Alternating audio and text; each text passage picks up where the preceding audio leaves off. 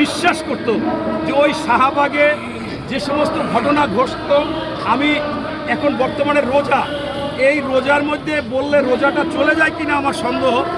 এই জন্য কি বলবো, আপনারা জানতেন যে ওইখানে সব অপকর্ম হতো, অসামাজিক কাজ হতো। আমরা দেখেছিলাম যে আপনারা, আমি একটু সেরে টেরে বলতেছি, যে বেলুন পাওয়া যেত ওখানে, যেটা ওনারা ব্যবহার করতো, সেইটাকে আমি ডাইরেক্ট না বলে এইরকম বললাম। আবার সেখানে দেখা যেত যে একজনের উপরে একজনের, মানে রাস্তায় যেমন কুকুর একটা কুকুরের উপরে, সেই রকম অবস্থা শাহবাগে ছিল। এবং সেইটা পরিকল্পিতভাবে করা হয়েছিল সরকারের অজস্র টাকা দিয়ে। ওই ডাক্তার ইমরান, এই সরকার, এই লাখি, এরকম যারা ছিল তার মধ্যে এই দুইজন একটু বেশি ছিল। সেই লাখি আজকে যখন শাহবাগে এসে সেই নারী নেতৃত্বের কথা বলে, এবং এইটা যে পরিকল্পিতভাবে, এবং এইটা যে আরেকটা গজব ওখানে আসছে, এই গজবকে আমরা মনে করি যে বর্তমান সরকারের একেবারে সতর্ক থেকে এই লাখিকে গ্রেপ্তার এখনও করা হয়নি। আমার মনে হয় 24 ঘন্টার মধ্যে একে গ্রেপ্তার করা উচিত। এ হচ্ছে এই শেখ হাসিনা কর্তৃক পাঠানো, উনি উভয় পক্ষে আছে, ছেলেদের দিয়েও আকাম করাইতে পারে, আবার মেয়েদের দিয়েও আকাম করাইতে পারে। এই করাবার জন্য এটাকে মনে হয় ছেড়ে দেওয়া হয়েছে।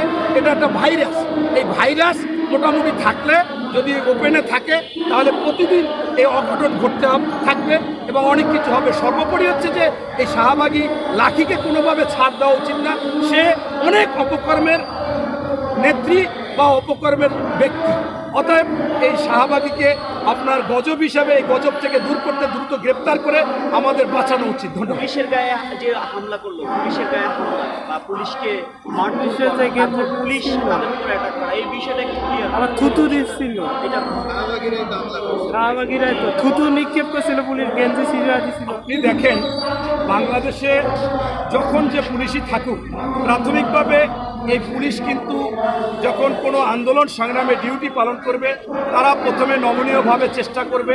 একটা পর্যায়ে যদি তাদের উপরে হামলা করা হয়, তাহলে সে তো প্রতিরোধ করবে বা প্রতিবাদ করবে, প্রতিরোধ করারই চেষ্টা করবে। এটাই হচ্ছে নিয়ম।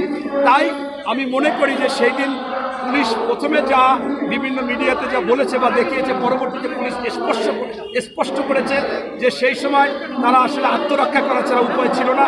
এবং আমি যে সমস্ত নারী নেতৃত্ব ওখানে গিয়েছিল, এরা তো আসলে রোজা কি, নামাজ কি, আল্লাহ কি, পশ্চিম কোন দিকে, কেন পশ্চিম কাবার দিকে হয়েছে, এগুলো বাংলাদেশ থেকে কাবা পশ্চিম দিকে, অন্যদিকে কাবার দিকে, এইগুলো আসলে জানেও না।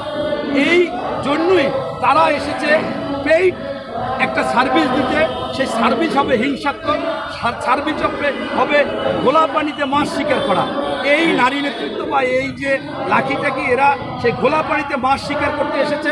অবশ্যই তারা পুলিশের উপর আগেও ওরকম হামলা করার অভ্যাস আছে, জানে যে এতে কিছু হবে না। বর্তমানে অন্তর্বর্তীকালীন সরকার আমরা যা পারি, এরা অগাধ টাকা দিয়ে প্রজেক্ট খুলে এইখানে নামছিল, সেখানে যা ঘটিয়েছে আল্লাহ মাফ করছে যে পুলিশ মানে তেমন একটা ক্ষতিগ্রস্ত হয় না। তাদের টার্গেট ছিল আরও যে একেবারে একটা অন্যরকম কিছু ঘটিয়ে দেবে, সেইটা ঘটাইতে পারে না। এজন্য পুলিশ, বর্তমান সরকার এবং আমরা শুকরিয়া আদায় করি। তবে এই শাহবাগীদের অবশ্যই আইনের আওতায় আনতে হবে, এবং যারা আগে ছিল তাদেরকেও এরকম মাঝে মাঝে আসবে। এই জন্য যেহেতু তারা ওই সময় অনেক টাকা পয়সা খেয়ে আন্দোলন সংগ্রাম করেছিল, ওই ফাঁসি কার্যকারী করতেছিল, এই কাজগুলো আগে করার জন্য এদের লোভ ঢুকে গেছে। আপনার যদি কারোর মধ্যে লোভ ঢুকে যায়, এই লোভ কিন্তু যায় না। অতএব এখন সেই আওয়ামী লীগের থেকে অনেক সুযোগ সুবিধা নিয়ে এই লুবিও কাজকাম করবে, আন্দোলন করবে, এদেরকে আইনের আওতায়। মাহফুজ আলম তো বলছে শাহবাগীদের মধ্যে অনেকে ভালো আছে। আপনার স্পষ্টভাবে আপনাকে জানাতে চাই,